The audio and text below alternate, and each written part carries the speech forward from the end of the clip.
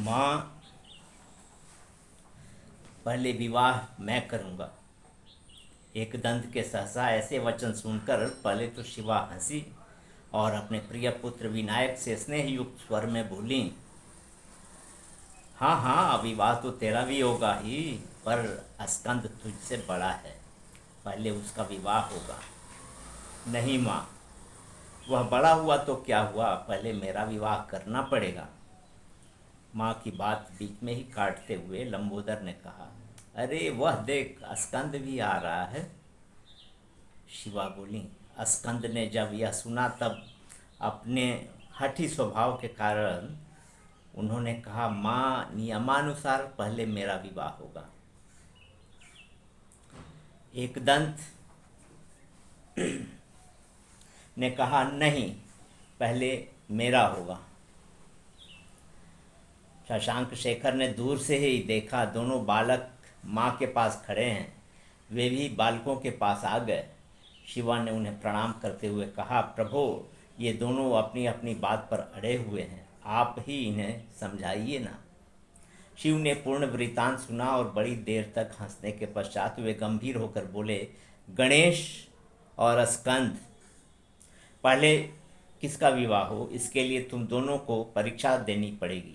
जो उसमें उत्तीर्ण होगा उसी का विवाह पहले कर दिया जाएगा। दोनों ने सहमति प्रकट की।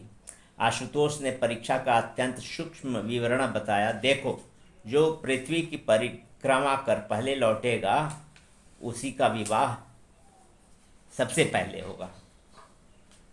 मयूर वाहन कार्तिकेय तत्क्षण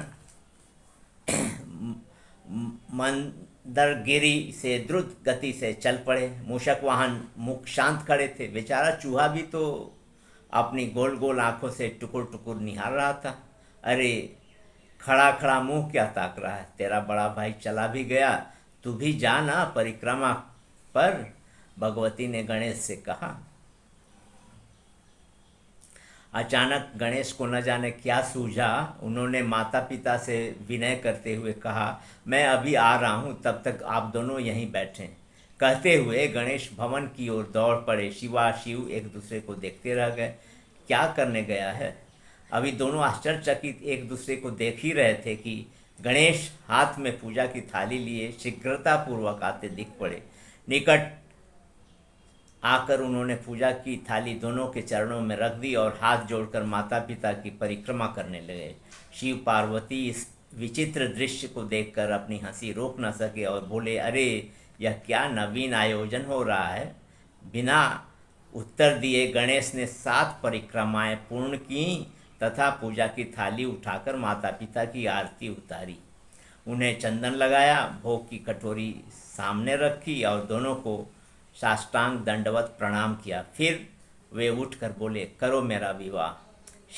शिवा शिव दोनों ही जी भर के हंसे। शिव ने पूछा, अरे, क्या गिरी काननों सहित सप्त द्वीपमय संपूर्ण वसुंधरा की परिक्रमा हो गई? बुद्धि सिंधु गणेश ने स्वीकृति में सिर हिलाते हुए कहा, अब और रह ही क्या गया है। वेद शास्त्रों के द्वारा उद्घोषित प्रमाण के अनुसार माता पिता की परिक्रमा करने से पृथ्वी की परिक्रमा पूर्ण हो जाती है। आशुतोष भगवान शिव और माता पार्वती ने भी यही स्वीकार किया। इस प्रतियोगिता में सिद्धि विनायक गणेश जी की विजय हुई। इससे यह सिद्ध हुआ कि माता पिता ही महान तीर्थ हैं। यदि कोई पुत्र संपूर्ण धरा की परिक्रमा करने का फल प्राप्त करना चाहता है तो वह अपने माता पिता की प्रदक्षिणा करे। अपने माता पिता को छोड़कर तीर्थ यात्रा करने वाला पुत्र माता पिता की हत्या के पाप का भागी बनता है। अन्य तीर्थ तो दूर हैं, परंतु धर्म का साधनभूत तीर्थ तो निकट ही सुलभ है। पुत्र के लिए माता पिता तथा स्त्री के लिए पति जैसे शुभ तीर्थ घर में ही उपस्थित हैं। यह पद्म पुराण से कहानी ली गई।